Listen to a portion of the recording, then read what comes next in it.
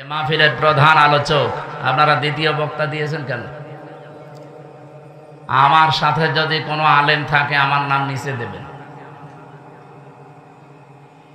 বাংলাদেশের প্রখ্যাত আলেমে দ্বীন, ইসলামিক চিন্তাবিদ, শিক্ষাবিদ, শাইখুল হাদিস, কুমিল্লার কৃতি সন্তান মুফতি আরিফ বিন হাবিব আতালাল্লাহু উমরাহু ওয়া বারাকাল্লাহু ফি হায়াতি, বলেন আমিন। এই জন্য শরীরও যেহেতু ভালো না, রাত জাগাও নিষেধ। আমি ওস্তাদের জন্য অপেক্ষা করছিলাম অনেকক্ষণ। আমারে দাওয়াত দেওয়ার সময় বলেছিল রাত 9টা থেকে 10টা, 1 ঘন্টা। আমি সেই আশায় বসেছিলাম, কিন্তু ওনার মনে হয় অনুষ্ঠান ছিল, আসতে দেরি হয়ে গেছে। এই জন্য আমি একটু বেয়াদবি হয়ে গেল। আমি কুষ্টিয়ায় যে ফজর পড়বো, আমার কালকে অনুষ্ঠান আছে, প্রোগ্রাম আছে, এই কারণে আমরা 45 মিনিট মতো একটু কথা বলি আয়াতটা নিয়ে। এরপরে ওস্তাদ আপনাদের সামনে তাফসীর আকারে হাদিস দিয়ে, কোরআন দিয়ে কথা বলবে ইনশাআল্লাহ। আমি বিস্তারিত আর তথ্যের দিকে যেতে পারছি না। আমি আয়াত পড়েছিলাম, একটা দিকে যাচ্ছে সময়। আমার মনে হয় 1 ঘন্টা হয়ে গেছে।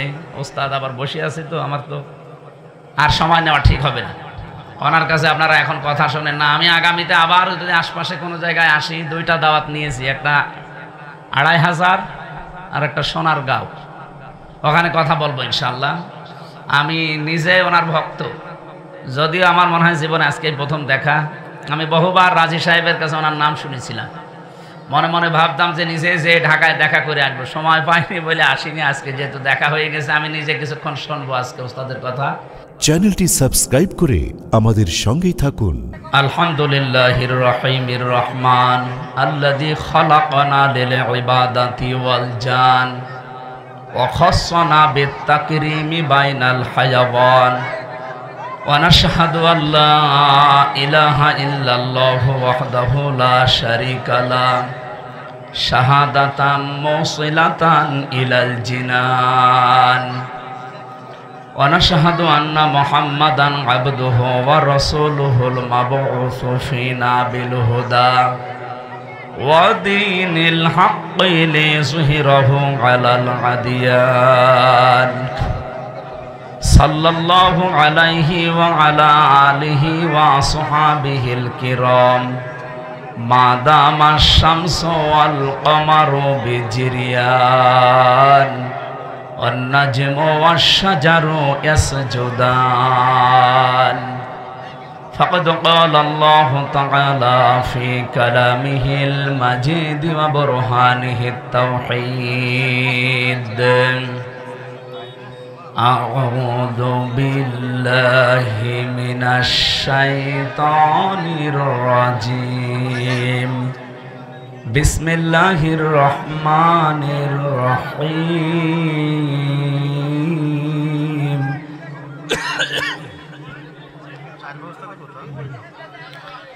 ওয়াতলু আলাইহিম নাবা আবনাই আদামা বিল হক إذ قربا قربانا فتقبل من أحدهما ولم يتقبل من الآخر قال لأقتلنك قال إنما يتقبل الله من المتقين صدقت يا ربنا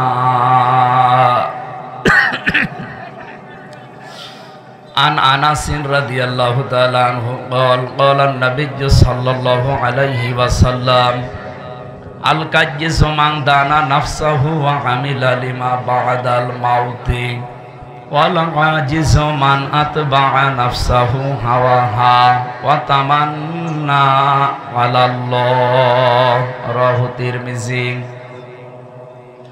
وقال تعالى في شان حبيبي وما زادهم إلا إيمانا وتسليما اللهم صل على محمد وآله وصحبه وبارك وسلم سبحانك لا علم لنا إلا ما علمتنا إنك أنت العليم الحكيم الحمد لله বাংলাদেশের ঐতিহ্যবাহী জেলা নারায়ণগঞ্জ, নাম শুনলে ভয় করে। এখন আর ভয় নেই না। 2500 থানার অন্তর্গত পূর্ব আতাদি আল মক্কা ইসলামী ঐক্য পরিষদের উদ্যোগে কবরবাসীদের রুহের মাগফিরাত কামনায় 16তম বাৎসরিক মহাবিশ্বের মহাবিশ্বয় আমাদের মালিক আমাদের মনিব মহান রব্বুল ইজ্জাত আল জালালের মুখের পবিত্র বাণী কোরআনে কারীম মহতী অনুষ্ঠানের সম্মানিত সভাপতি জনাব মাইনউদ্দিন রিপন, সম্মানিত পরিচালক হাফেজ মাওলানা মাসুম বিল্লাহ, এতক্ষণ যিনি আলোচনা রাখলেন ইসলামিক চিন্তাবিদ মুফাসসিরে কোরআন মুহাদ্দিস মুফতি মুহাম্মদ বিন হাবিব আতালাল্লাহু উমরাহু ওয়া বারাকাল্লাহু ফি হায়াতি, বলেন আমিন। এ মাহফিলের প্রধান আলোচক, আপনারা দ্বিতীয় বক্তা দিয়েছেন কেন? আমার সাথে যদি কোনো আলেম থাকে আমার নাম নিচে দেবেন। বাংলাদেশের প্রখ্যাত আলেমে দ্বীন ইসলামিক চিন্তাবিদ শিক্ষাবিদ শাইখুল হাদিস কুমিল্লার কৃতি সন্তান মুফতি আরিফ বিন হাবিব আতালাল্লাহু উমরাহু ওয়া বারাকাল্লাহু ফি হায়াতি, বলেন আমিন।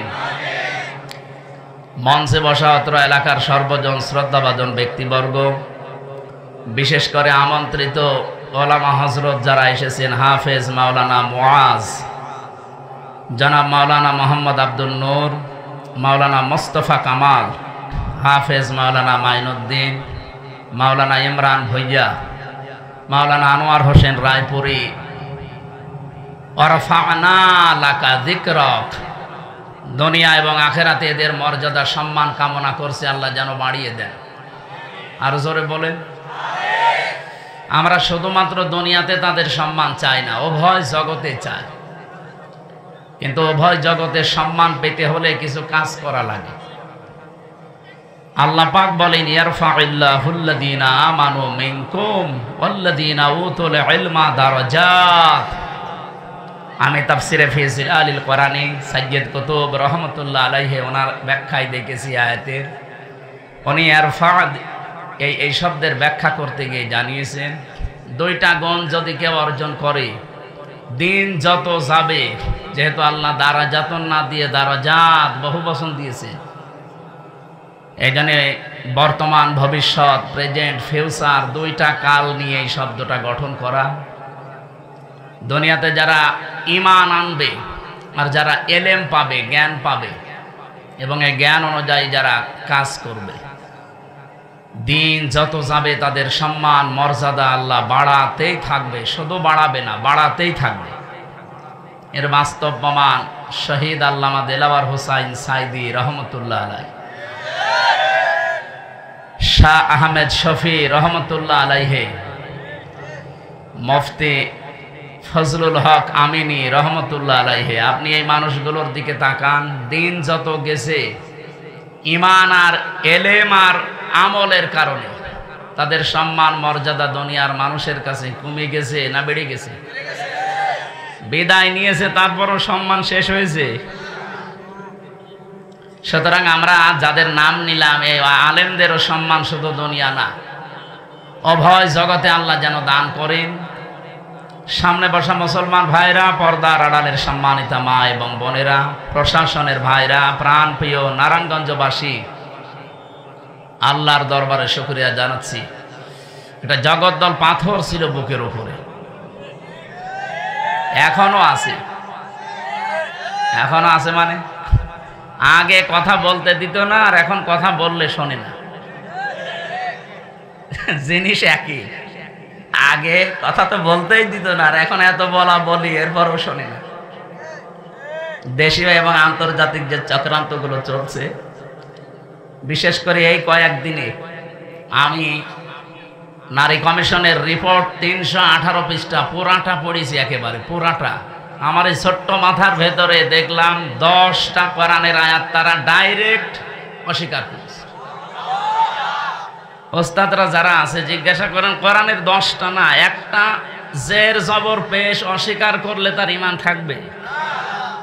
তো এই মানুষগুলো যে লাফায়, আর এদের পেছনে দেখছি কিছু মুসলমানেরা আছে, এদের বিবেক কি, এরা কি বন্ধক দিয়েছে? আজ আলেমরা যে এভাবে রাজপথে নেমে এসেছে রিপোর্ট দেওয়ার কারণে, এমনি না, আপনি আমার পিঠের ওপরে 2টা বাড়ি দেন, আমি হয়তো 2 দিন পরে ভুলে যেতাম, কিন্তু যেখানে হাত দিয়েছেন এ কি ভোলার মতো? আমি একটা একটা করে পড়তে পড়তে আসছিলাম, প্রথমে তারা পারিবারিক জীবনে হাত দিয়েছে। ভাই নিস্তব্ধ হয়ে থাকবেন ভাই। এমনিতে এই যে এটাই বসেছি, তো এটা না বসলে বসতেও পারতাম না। আমি মনে করলাম যে এরা আবার কালকের মতো, কালকে ছিলাম সেই পটুয়াখালী রাঙ্গাবালি, ওরা দিয়েছিল এই কাঠের চেয়ার। 3টা বছর আমার রিমান্ডে নিয়ে, বিশেষ করে জেলখানায় ওরা এমন টর্চার করেছে, আমার মাথার চুল থেকে পায়ের তালু পর্যন্ত 1 ইঞ্চি জায়গাও বাকি নেই। এই জন্য আমি বসতেও পারি না, 10 মিনিট পরে আমার ব্যথা হয়ে যায়। আর এমন জায়গায় ওরা টর্চার করেছে যে বউ ছাড়া কারো দেখানো যায়। আমার সাথে 76 জন আলেম আমরা এক জায়গায় ছিলাম, বিশেষ করে মাওলানা মামুনুল হক, মাওলানা শাকাওয়াত হোসেন রাজি, মাওলানা জোনায়েদ আল হাবিব, মাওলানা মনির হোসেন কাশেমি, এরপরে মুফতি নূর হুসাইন নুরানি হাফিজাহুল্লাহ। আল্লাহ রাব্বুল আলামিন আলেমদের মর্যাদা সম্মান দুনিয়া আখিরাতে আরো বাড়িয়ে দিক। আমি ঋণী খালিদ সাইফুল্লাহ আইয়ুবী, আল্লাহরে বান্দার কাছে আমি ঋণী। ভেতরে তো আসলে কেউ কারো না, এমন একটা জায়গা, ওটা একটা আলাদা জগৎ।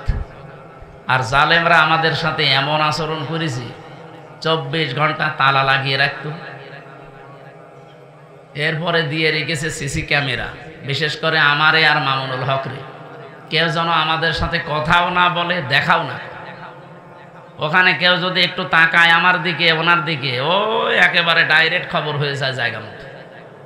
সে এখন ওর চাকরি নিয়ে টানাটানি, আমার দিকে তাকাবে কি করে ওই দূর থেকে। আর যারা আসে অধিকাংশ পাহারাদার গুলো দেখতাম সব হিন্দু, দেবদুলা, সুব্রত বালা, আশিক কুমার, নয়ন ঘোষ, এত সব আল্লাহর ওলির নাম বলছি। এর কাছে কোনো আলেম সালেম আছে? দূর থেকে যদি বলতাম যে দাদা সব সময় তালা লাগিয়ে রাখেন, 3 বছর একটা ঘরের ভেতরে, এইদিকে 3.5 হাত, এদিকে 2.5 হাত, আর সামনে আবার পায়খানা দেওয়া, ওর ভেতরে সব 24 ঘন্টা এভাবে দিয়ে রাখেন। একটা বই নিয়ে আসতে পারেন, একটু পড়তাম। ও বই নিয়ে এসেছে বঙ্গবন্ধুর আত্মজীবনী, পড়ে আমি করবো কি?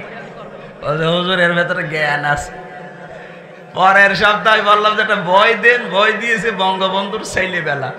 আচ্ছা আপনি আর বই পান না? পরের সপ্তাহে বই নিয়ে এসেছে বঙ্গবন্ধুর চীন সফর। বললাম আপনার বই দেওয়ার দরকার নেই, কোনো মুসলমান কারারক্ষী আমার ভাগে পড়ে কিনা দেখি। পড়লো আশরাফুল নামে একজন, ওরে বললাম আপনার এখানে তো নাম লেখা আছে, দেখে অন্তত বোঝা যাচ্ছে আপনার ঈমান আছে, আপনিও ওদের মতোই, কিন্তু আপনার ঈমান আছে। আপনার নাম যেহেতু আশরাফুল, আপনি এটিএম আজহারুল ইসলামের কাছে যাবেন, ওই বিল্ডিংয়ে আছে হিমেলে, বলবেন হামজা বই চেয়েছে, দেখবেন বই কারে বলে উনি দেবে। আল্লাহর বান্দা আমার প্রায় অনেকগুলো বই পাঠিয়েছিল, প্রোডাক্টিভ মুসলিম। এই বইটা আমার মনে হয় প্রত্যেকের পড়া দরকার, একবার জীবন পরিচ্ছন্ন হয়ে যাবে ইনশাআল্লাহ।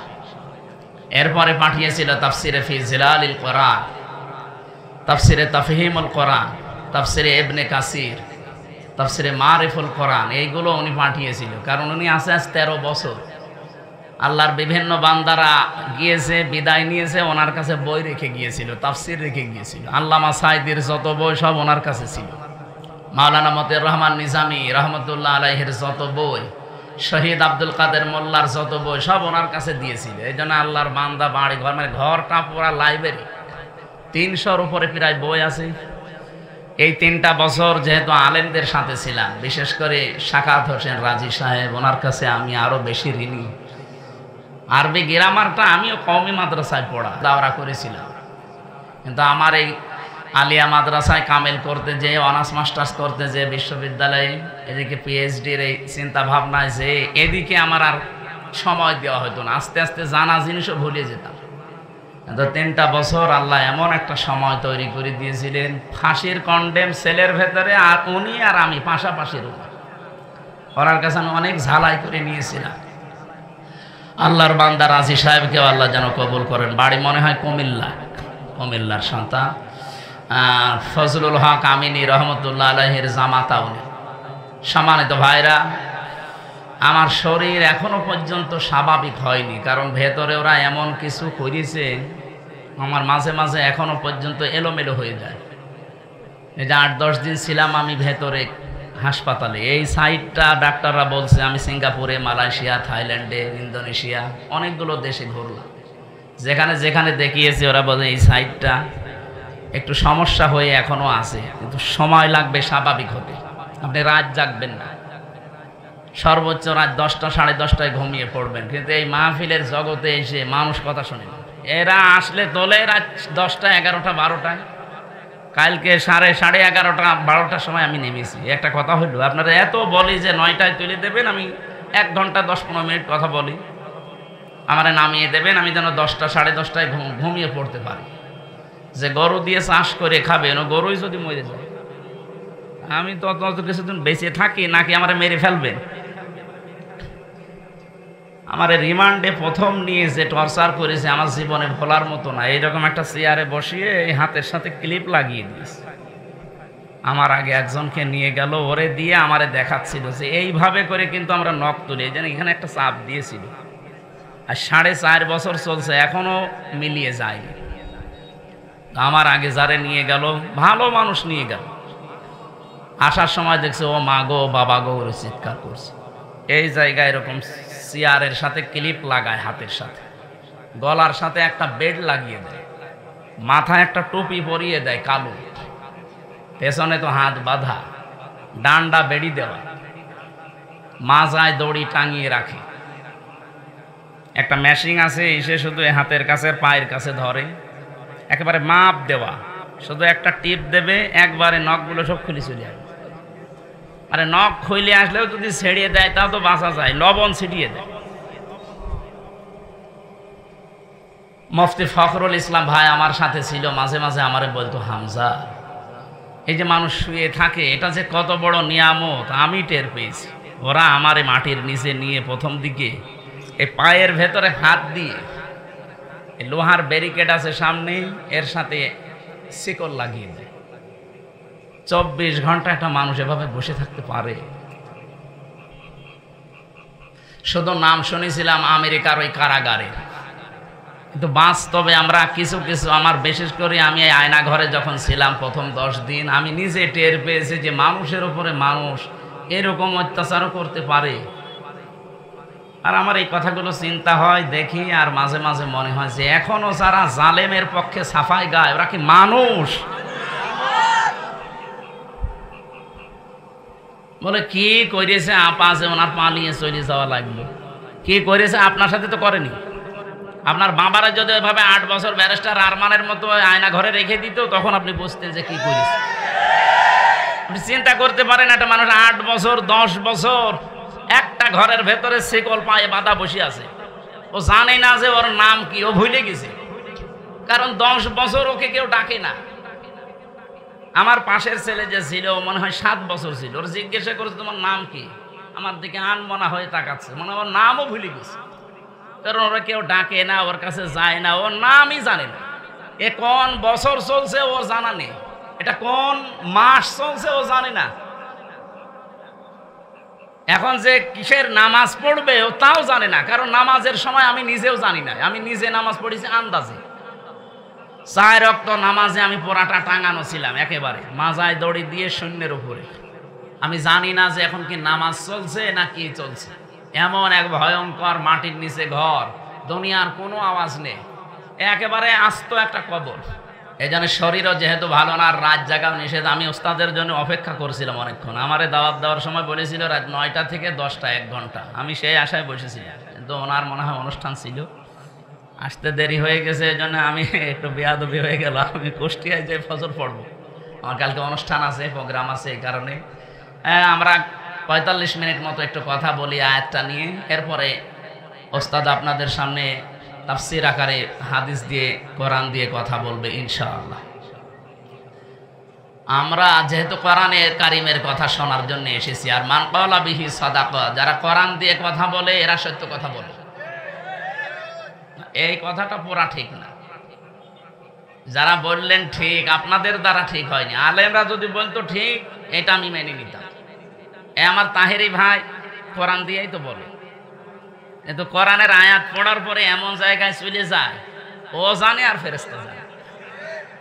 আমি ব্রাহ্মণবাড়িয়ায় ছিলাম, মানে আমার 2 গ্রাম পরে মাহফিল করছিল, দেখ আয়াত পড়লো, দেখলাম কুল হু আল্লাহু আহাদ, হে নবী আপনি বলেন আল্লাহ এক, এ পর্যন্ত ঠিক আছে।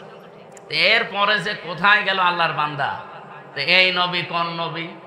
এ ফাতেমার বাবা, ফাতেমাকে হোসাইনের মা, হোসাইনকে কারবালায় শহীদ হয়েছিল। এবার আপনাদেরকে আমি 2 ঘন্টা কারবালার কাহিনী শোনাবো। আয়াত পড়েছে কি? কুল হু আল্লাহু আহাদ, আল্লাহর একাত্মবাদের। আর তাফসীর হচ্ছে কি? এই যে কোরআন দিয়ে কথা বললেই সত্য কথা বলে, কথা ঠিক আছে, কিন্তু কথা কোরআনের উপরে থাকা লাগবে। আপনি যদি কোরআনের আয়াত পড়ে চলে যান এখান থেকে দিল্লি, হবে? বলেন, এই দেশে তো এটা বেশি হয়। আমি বাইরের যতগুলো দেশ ভ্রমণ করেছি জেল থেকে বেরিয়ে, এর আগে আমি যেহেতু আকিস গ্রুপে ছিলাম, ওরা বহু দেশে আমারে নিয়েছে। ওদের তো প্রায় 75টার উপরে দেশে ব্যবসায় চলে। আমি যতগুলো দেশে গেলাম, বাংলাদেশ, ভারত, পাকিস্তান, এই 3টা দেশের সমস্যা বেশি। মান ক্বালা বিহি সাদাকা, হাদিসটা 100% সত্য। কোরআন দিয়ে কথা বললে তারা সত্য কথা বলে, কিন্তু কোরআন দিয়ে কথা তো হয় না। আবার যারা শোনে তারাও তো যোগ্যতা সম্পন্ন হওয়া লাগবে যে আসলে কি এটা কোরআনেরই কথা কিনা। এই জন্য আমরা যেহেতু কোরআন দিয়ে কথা বলতে চাই, যারা আলেম আছে অন্তত তারা যেহেতু বুঝতেছেন, আপনারা অন্তত সায় দেবেন। আমি যদি সঠিক আয়াতে কথাগুলো তুলে ধরতে পারি, আপনি মেনে নেওয়ার মতো মন তৈরি করবেন ইনশাআল্লাহ। এখানে দাঁড়িয়ে না থেকে একটু বসলে ভালো হতো ভাই। জন জন জন, আপনি তো কয়েকবার ছবি তুললেন, আবার এখানে কি বসে? আমার ভাইরা, যে আয়াত দিয়ে আমি আলেমদের সম্মান কামনা করেছিলাম, সূরা আলাম নাশরাহ লাকা সাদরাক, এই আয়াত, এই সূরার 4 নম্বর আয়াতটা, এর পরের 2টা আয়াত একটু আশার সঞ্চার করার জন্য আমি একটু উচ্চারণ করছি। ফা ইন্না মাআল উসরি ইসরা, ইন্না মাআল উসরি ইসরা। একটু খেয়াল করে শোনেন, কোরআনের কথা যত গভীরভাবে শুনবেন আপনি তত মজা পাবেন। আমি আয়াতটা পড়ার পরে চিন্তা করেছিলাম যে উসরুন, এখানে উসরুনের আগে আল্লাহ আলিফ লাম দিয়েছেন, কিন্তু ইসরার আগে আলিফ লাম দেয়নি। এটা প্রথমটা মারেফা করে দিলেন, পরেরটা নাকেরা। এর আগে যেহেতু মা শব্দটা আছে, এর আগে ইন্না আছে, আল্লাহ গ্যারান্টি দিচ্ছেন অবশ্যই কষ্টের সাথে, কষ্টের সঙ্গে সুখ। কিন্তু এখানে চিন্তা ভাবনার বিষয় হচ্ছে, কষ্ট বলার সময় আল্লাহ পাক নির্দিষ্ট করে দিলেন একটা কষ্ট, কিন্তু সুখের বেলায় আর আল্লাহ নির্দিষ্ট করেননি, ওটা অনির্দিষ্ট। তাফসীরে ফি জিলালিল কোরআনে আয়াতের ব্যাখ্যায় টিকায় লেখা আছে, সাইয়্যিদ কুতুব রহমাতুল্লাহ আলাইহি তিনি জানাতে চেয়েছেন, পৃথিবীর মানুষেরা, দুনিয়ায় কোনো মানুষ যদি একটা কষ্ট সহ্য করে 3টা কারণে, কয়টা? এদিকে তাকান। 3টা কারণে যদি কেউ একটা কষ্ট দুনিয়ায় সহ্য করে, কমপক্ষে তার সাথে সঙ্গে 70টা সুখ, শান্তি, কল্যাণ আমার আল্লাহ রেডি করে রেখেছেন। কিছু বুঝেছে না? বোঝেন? আপনি শুনছেন না? এদিকে তাকান। আপনি যদি কষ্ট সহ্য করেন দুনিয়াতে একটা, কিন্তু কারণ কয়টা? 3টা। যে কোনো কারণেই কষ্ট পেলে হবে না। কত মানুষ তো প্রেমে ছাকা খেয়েও কষ্ট পায়, এ জেলায় এসব নেই। কত মানুষ দেবদাস হয়ে যায়, কত মানুষ এই যে পরকীয়া প্রেম করে যখন আর পারে না তখন কষ্ট পায় না। এলাকায় পরকীয়া প্রেম আছে? যারা করেছেন এখনো আছেন, এই মুহূর্তে মোবাইল নাম্বার ডিলিট করে দিন। যারা করতে পারবেন হাত তোলেন তো দেখি। ও যতটুকু মানুষ হয়তো মুসলমানই দেয়নি না, আমি হাসির জন্য বলি না। এই কাজ সারা দেশে কম বেশি চলছে। এটা যে কত বড় জঘন্য কাজ, আপনার নিজের স্ত্রী থাকতে আপনি আরেক জায়গায় লাইন করেন। আপনি মানুষ। যারা শয়তানের ধোকায় নফসের জালে পড়ে এগুলো করেছে, এই মুহূর্তে আমাদের থামা লাগবে। যদি কেউ করে থাকেন এই মুহূর্তে তাওবা করে জীবনের মতো ফিরে আসেন, তাও মাপ পাবে। আর এভাবে যদি চালাতেই থাকেন, এমন একটা সময় আসবে ইন্নামা নুমলি লাহুম লিয়াজদাদু ইসমা ওয়া লাহুম আযাবুম মুহিন। মানুষ যখন পাপ করতে করতে সীমা ছাড়িয়ে যায়, পরিপূর্ণ হয়ে যায় অপরাধ, তখন ওকে আর ফিরে আসার কোনো লাইন আল্লাহ রাখে না। ওর জন্য তখন অপমানজনক শাস্তি আল্লাহ রেডি করে রাখে। আমি সহ এখানে যারা আছি, কেউ যদি এই গোনায় থেকে থাকি, এই মুহূর্তে আল্লাহর দিকে তাকিয়ে তওবা করছি, পারবেন না ইনশাআল্লাহ। এই অবৈধ কাজে সুখ আছে, শান্তি আছে, কিন্তু একটা অবৈধ সুখ যদি দুনিয়ায় কেউ ভোগ করে, একটা কষ্ট পেলে যেমন ৭০টা শান্তি আছে, ওর সাথে সাথে একটা সুখ যদি কেউ দুনিয়ায় ভোগ করে আর সুখটা যদি হয় অবৈধ, অবশ্যই তার সঙ্গে সঙ্গে সাথে সাথে ৭০টা দুঃখ তাকে ভোগ করা লাগবে। পরকীয়া প্রেমে যে শান্তি আছে, সুখ আছে, এটা কি বৈধ সুখ না অবৈধ? বলেন বলেন। এই অবৈধ সুখ যদি কেউ দুনিয়ায় পান, হ্যাঁ আপনার আনন্দ লাগবে, সুখ লাগবে, একটা সুখের কারণে ৭০টা অশান্তি দুনিয়ায় ভোগ করা লাগবে। এটা আমরা চাই? বলেন। আল্লাহ আমাদের হেফাজত করুন, বলেন আমিন। আমি বলছিলাম, কোন মানুষ যদি ৩টা কারণে কষ্ট পায়, একটা, আপনার কষ্ট যদি হয় দুনিয়াতে আল্লাহর জন্যে, আপনার কষ্ট যদি হয় দুনিয়ায় রাসূলুল্লাহর জন্যে, ৩ নম্বরে আপনার কষ্ট যদি হয় মানবতার জন্যে।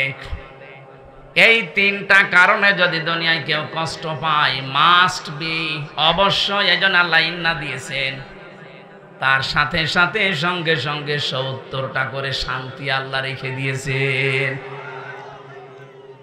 এই জন্য এই পৃথিবীতে বসবাস অবস্থায় আমরা যারা এই 3 কারণে কষ্ট পেয়েছি, এখনো পাচ্ছি, কোনো আফসোস নেই, কোনো চিন্তা করবেন না। মাস্ট বি, এই পৃথিবীতে বিজয় আমাদের হবেই, শান্তি আসবেই, কল্যাণ আমরা পাবোই, পাবো না শেষে হর্ষাই আছে। এই যে শেষে হর্ষাই আছে, এটা কোথায় আছে? আলে ইমরান 139 নম্বর আয়াতে আছে, ওয়ালা তাহিনু ওয়ালা তাহজানু ওয়া আনতুমুল আ'লাউনা। শব্দটা আরবি গ্রামার দিয়ে আপনি মিলান, এই আয়াতটা মিলিয়ে দেখেছি আমি যে মিলছে না। ওয়ালা তাহিনু ওয়ালা তাহজানু, ভয় পাবে না, চিন্তা করবে না। ওয়া আনতুমুল আ'লাউনা, আ'লাউনার আগে আলিফ লাম দেওয়া আছে, অথচ আনতুম আ'লাউনা হওয়ার কথা। বালাগাত মানতিক অনুযায়ী, বিশেষ করে আরবি গ্রামার দিয়ে যদি আপনি আয়াতটা মিলিয়ে পড়তে চান, তাহলে আয়াত মিলছে না। সব সময় আমরা গ্রামারের নিয়ম জানি, মুবতাদা যদি মারিফা হয় খবর হবে নাকেরা, অথচ এখানে আল্লাহ আলিফ লাম দিয়ে খবরকেও মারিফা বানিয়ে দিয়েছেন। আমি টিকায় পড়েছিলাম, খবর যদি কোনো সময় নাকেরা হয়, মারিফা হয়ে যায়, তাহলে ইফিদুল হাসরা, হাসরের ফায়দা দেয়, বাংলা অর্থ দাঁড়ায় হবেই। ওয়াংতুমুল আ'লাউনা, তোমরা বিজয়ী হবেই, হবে না হবেই। একটা শর্ত আল্লাহ শেষে লাগিয়েছেন, ইন কুনতুম মুমিনিন, যদি মুমিন হতে পারো। তাহলে আমাদের কোনো চিন্তা নেই, কোনো ভয় নেই, আমরা মনক্ষুণ্ণ না, হীনমন্যতায় ভুগি না। কারণ এই পৃথিবীতে আমরা বেঁচে থাকলেও লাভ, মরে গেলেও আমাদের লাভ। কোনো চিন্তা নেই, জন্য আমাদের ঈমান যাদের আছে তারা হতাশ হয় না কোনো দিন, যত কঠিন পরিস্থিতি আসুক, কারণ তারা বিশ্বাস করে এই 3টা কারণে যদি আমি কষ্ট পেয়ে থাকি, মাস্ট বি, আল্লাহ পাক যেহেতু ইন্না লাগিয়েছেন, উনি খেলা করার জন্য দেননি, অবশ্যই কোনো কারণ আছে। এই 3টা কারণে আমরা যারা কষ্ট দুনিয়ায় পেয়েছি, এখনো পাচ্ছি, আপনি বিশ্বাস করতে পারেন ৭০টা শান্তি, সুখ, কল্যাণ আমাদের সাথে আল্লাহ লাগিয়ে রেখেছেন।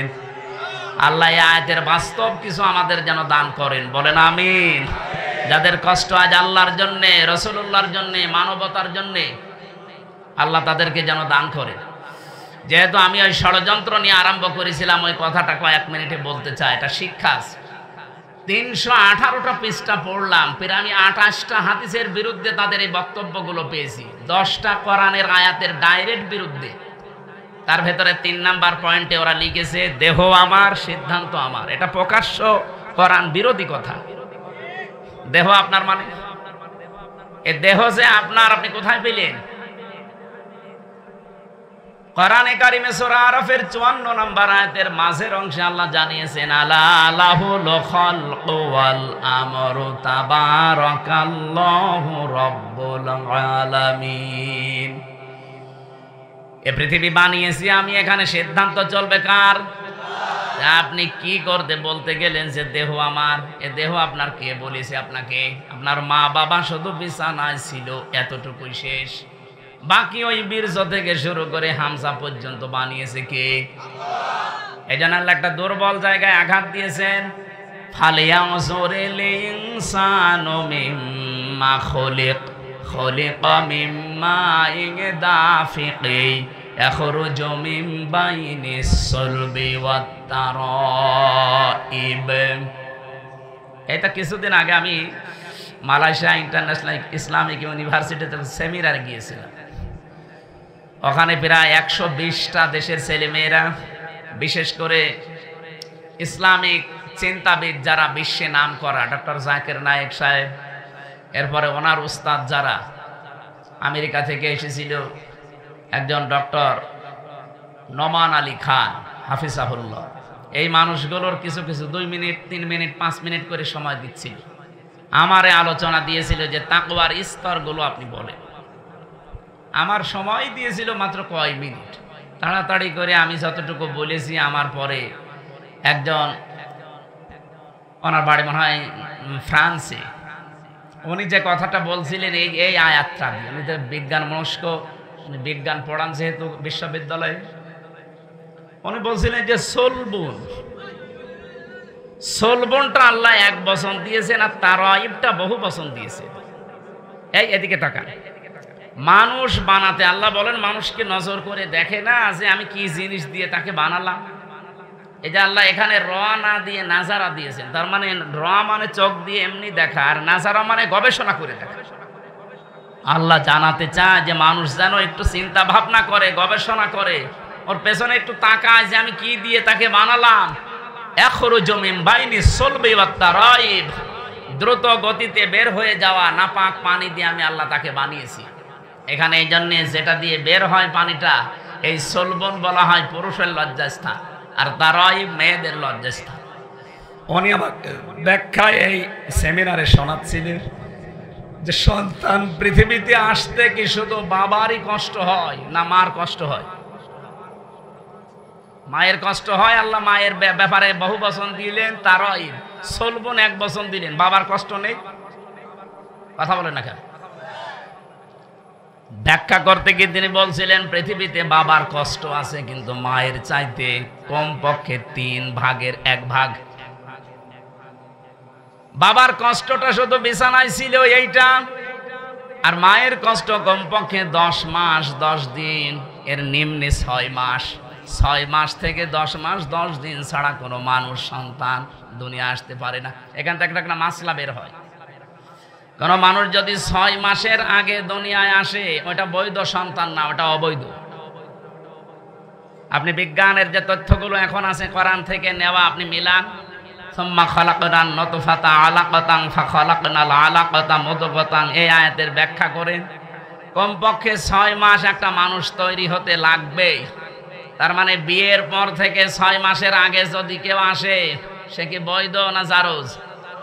বলেন বলেন। এই পৃথিবীতে সবচাইতে বেশি জারজ সন্তান তৈরি হয় ফ্রান্সে, কারণ তারা বিয়ের আগেই বেশি সন্তান হয়। সূরা কলমের 13 নম্বর আয়াতের ব্যাখ্যায় পড়েছিলাম উতুল্লিম বাদা যালিকা জানিম। হে নবী, যারা আমার কোরআনের বিরুদ্ধে ডাইরেক্ট ইনডাইরেক্ট আছে, আপনি দেখবেন এগুলোর জন্ম ঠিক নেই, এগুলো যার সন্তান বদমেজাজি। এখানে প্রায় 13টা কারণ আমরা পেয়েছিলাম যে যার সন্তান যারা, তারা 13টা কাজ করে বেশি। 1 নম্বরে তাদের মেজাজ হয় হট, সব সময় মেজাজ খারাপ। এরকম মানুষ দেশে নেই?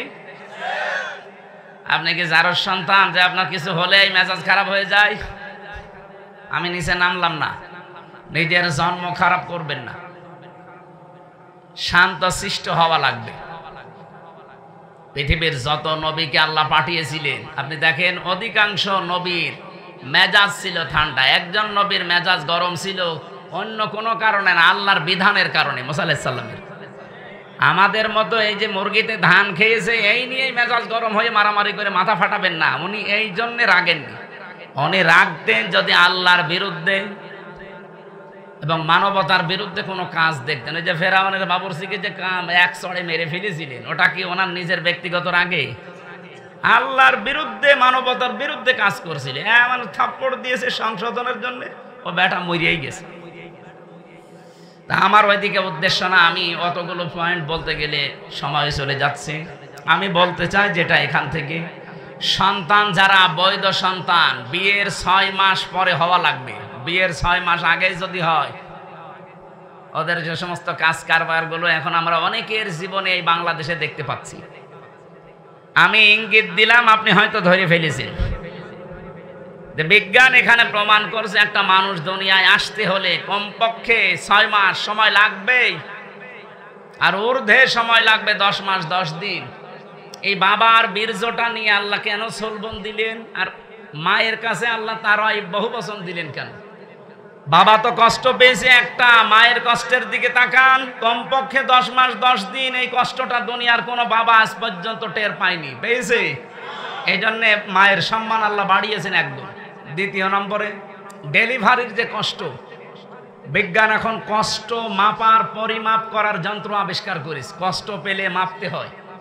পৃথিবীতে যদি সর্বোচ্চ পুরুষ মানুষ 45 ইউনিট কষ্ট পায় মরে যাবে, কিন্তু একটা মা দুনিয়ায় সন্তানের মুখ দেখাতে কমপক্ষে কষ্ট স্বীকার করে 57 ইউনিট। কয়েকদিন আগে আপনারা দেখেছেন পলাশ সাহা, একজন এসপি মারা গেছে। তার স্ত্রী আর মায়ের ভেতরে এই দুইজনের মন সে মানাতে পারেনি, শেষ পর্যন্ত মরেই গেল নিজের অস্ত্র নিজে দিয়ে। আমি এখান থেকে একটা জিনিস মা বোনদেরকে বলতে চাই, শাশুড়ি যারা আছেন আপনি একটু ছাড় দিতে পারেন না আপনার বৌমাকে আপনার ছেলের শান্তির জন্য?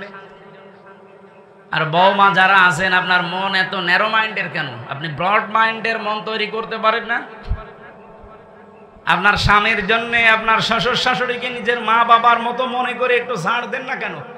আজ হাজারো স্বামী আমরা এখানে যারা আছি মানসিক রোগী, শুধুমাত্র পরিবারে মার বোর ছোট মনের কারণে। আমি কি বেশি বললাম?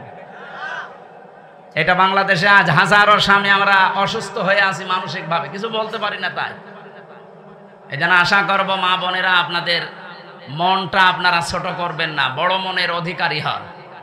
পৃথিবী আর কয়দিন পরেই তো আপনিও মাটির নিচে যাবেন, আমিও মাটির নিচে থাকবো। আপনার সাথে আমি ভালো ব্যবহার করি এই কারণে, আপনার এই ভালো ব্যবহার দিয়ে আমার আখেরাত তৈরি হবে। কি কথা বলেন এখানে? আমি আলেমের সাথে ভালো ব্যবহার করব এই কারণে ব্যবহার দিয়ে আমার আখেরাত তৈরি হবে। তার সাথে আমি খারাপ আচরণ করলে এইটা দিয়ে আমার আখেরাতে জাহান্নাম তৈরি হবে। জান্নাত জাহান্নাম আপনার এই কামাই দিয়ে তৈরি করবে আল্লাহ। আল্লাহ আমাদেরকে এমন এমন কাজে আঞ্জাম দেওয়ার তৌফিক দিন। আমি মা বোনদের জন্য যেহেতু বলছিলাম, আশা করছি আপনারা ছাড় দেওয়ার মন মানসিকতা তৈরি করবেন। এই যে ঈদ আসতেছে, মায়ের জন্য যদি 1000 টাকা দিয়ে শাড়ি কেনে, স্ত্রীর জন্য যদি 700 টাকা 3 পিস দেয়, 3 মাস কথা বলে না। এরকম ছোট মনের বউ নেই? কার বউ এরকম? হাত তোলেন তো দেখি, এরকম সাহস আপনার? না, নারায়ণগঞ্জেও যদি এই সাহস আপনি না দেখান, এটা নজরুল ইসলাম বাবুর এলাকা। আরে বাবা, আপনারা যদি না পারেন তা আমরা কুষ্টিয়ার মানুষ পারবো? 3 নম্বরে মায়ের কষ্টটা, এই যে দুধ খাওয়ানো, যদিও দায়িত্ব মায়ের না, দুধ খাওয়ানোর দায়িত্ব বাবার। এখন যদি বলেন নতুন কথা বললেন, সূরা বাকারা 233 নম্বর আয়াতের মাঝের অংশে দেখবেন, আল ওয়ালিদাতু ইরদিউনা আওলাদাহুন্না হাওলাইনি কামিলাইনি লিমান আরাদা আইয়ুতিম্মার রাদা। এটা মুযাক্কার শব্দ। আপনি দুধ পান করানোর দায়িত্ব বাবার। বাবার যেহেতু জিনিসপত্র নেই, এই জন্য মা পান করিয়ে দেয়। মা যদি পান না করায় মার গোনা হবে না। আমার মনে হয় এটা মাইকে বলা ঠিক হলো না, কারণ আমারও 8 মাসের একটা বাচ্চা আছে। তো ম্যাডাম যদি এখন শোনে, বল বাড়ি আসেন, টাকা দেন, তারপরে আপনার মেয়ে দুধ খাও, এটা মুসিবতে পড়ে যাবো না? থক্কু, আমি আর কোনোদিন বলবো না। এই যে 3টা কারণে মায়ের সম্মান আল্লাহ এত বাড়িয়েছেন, নবীজি এত বাড়িয়েছেন, তার আইবটা এমনি দেয়নি। বিজ্ঞান এখন আমি নিজে কম্পিউটারে দেখেছি, বিশ্ববিদ্যালয়ে থাকাকালীন আমার যেহেতু গবেষণা এ বিষয়ের উপরে ছিল, আমি দেখেছি বাবার এই বীর্যটা যখন বের হয়, কমপক্ষে 40 কোটি মানুষ তৈরি হওয়ার ক্ষমতা রাখে 1 ফোঁটা বীর্যের ভেতরে। ওখান থেকে মায়ের রেহেম পর্যন্ত আসতে বিভিন্ন জায়গায় ধাক্কা খেয়ে পড়ে যায় অনেকে। শেষ পর্যন্ত মনে করেন আমি হামজা পর্যন্ত গিয়েছি। আল্লাহ পাক বলেন 120 দিনে আমি 4টা জিনিস এই নাপাক পানি দিয়ে বানাই: চুল, রগ, হাড় আর পর্দা, রক্ত, গোশত, চর্বি আর চামড়া। মার বাবার এই 2টা নাপাক পানি দিয়ে 8টা জিনিস যখন এক হয়, আল্লাহ বলেন আমি যেহেতু রব নাম নিয়েছি। আর রবের অর্থ কি? তার বিয়াতু সাইয়ে ইলা কামালিহি সাইয়ান ফাসাইয়ান, নেই থেকে পূর্ণতার দিকে যিনি ধীরে ধীরে পৌঁছিয়ে দেন, তার আরবি নাম রব। আল্লাহ এই নামটা নেওয়ার কারণে দেখেন আমাদেরকে আস্তে আস্তে পৌঁছিয়ে দিয়েছেন একেবারে হামসা পর্যন্ত।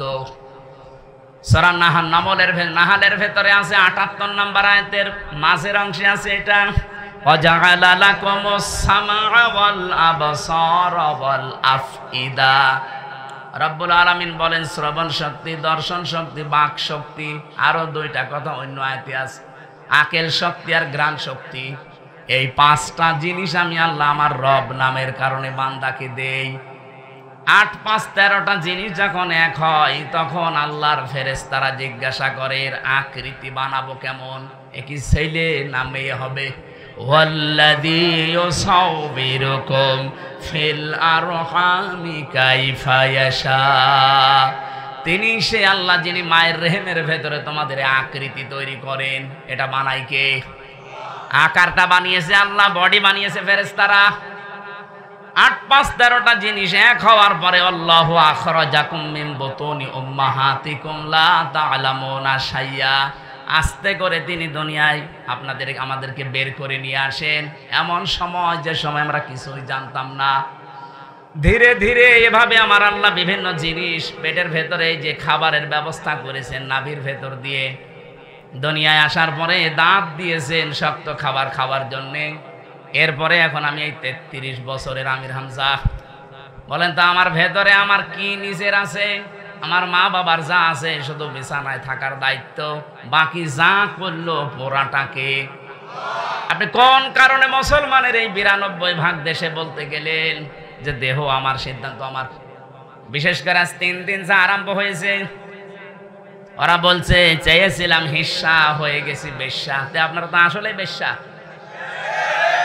আপনাকে এখন মেয়ে মানুষ বলবে কে? আমি তো দেখলাম চেহারার দিকে তাকিয়ে, এখন যদিও জায়েজ না, তারপরও সামনের দিকে তাকিয়ে দেখি 2 জন শুধু বাংলাদেশের, বাকিগুলো সব কলকাতার। আমার এই ছোট্ট বয়সে আমি বেশিরভাগ কাটিয়েছি কলকাতা আর আসামে, কারণ এই দেশে আল্লাহর ওলিরা আমারে ঢুকতে দিত না। এই জন্য আমার ওই 2 প্রদেশ সম্পর্কে খুব ভালো জানা আছে যে ওখানে কে কি করে। আপনি দেখেন মিছিলের সামনে শুধু 2টা বাংলাদেশের মেয়ে, বাকি সবগুলো কলকাতা থেকে ধার করে নিয়ে আসা। এরা ওদের ওইটা চাপিয়ে দেওয়ার জন্য একটা সূক্ষ্ম ষড়যন্ত্র চালাচ্ছে। নিজেদের যেমন সব উলট পালট, আমাদের মেয়েদেরকে ওরা এরকম কিছু করতে চায়।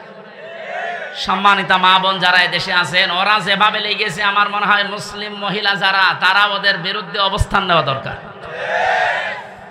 যে আমার দেহ আমার সিদ্ধান্ত, মানে দেহ আমার না, সিদ্ধান্ত আমার না। আলাহুল খালকু ওয়াল আমর, দেহ আল্লাহর, সিদ্ধান্ত কার?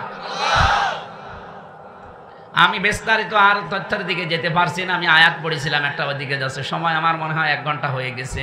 ওস্তাদ আবার বসে আছে, তো আমার তো আর সময় নেওয়া ঠিক হবে না। ওনার কাছে আপনারা এখন কথা শোনেন না। আমি আগামীতে আবার যদি আশপাশে কোনো জায়গায় আসি, 2টা দাওয়াত নিয়েছি, একটা 2500 আর একটা সোনারগাঁও, ওখানে কথা বলবো ইনশাল্লাহ। আমি নিজে ওনার ভক্ত, যদিও আমার মনে হয় জীবনে আজকে প্রথম দেখা। আমি বহুবার রাজি সাহেবের কাছে ওনার নাম শুনেছিলাম, মনে মনে ভাবতাম যে নিজে যে ঢাকায় দেখা করে আসবো, সময় পাইনি বলে আসিনি। আজকে যেহেতু দেখা হয়ে গেছে, আমি নিজে কিছুক্ষণ শুনবো আজকে ওস্তাদের কথা। আমার কথা আপনারা আমি ইন্টারনেটে হাজার হাজার দেওয়া শুনতে পারবেন। আমি যে আয়াত পড়েছিলাম সূরা মায়েদার 27 নম্বর আয়াত, ইনশাল্লাহ ব্যাখ্যা করব কোরবানি সংক্রান্ত, আর ওস্তাদ পারলে করবে ইনশাল্লাহ। আসসালামু আলাইকুম। এত রাত ঠিক না, 10টা বাজে এখন, 11টা পর্যন্ত 1 ঘন্টা বললো 11টা হয়ে যাবে।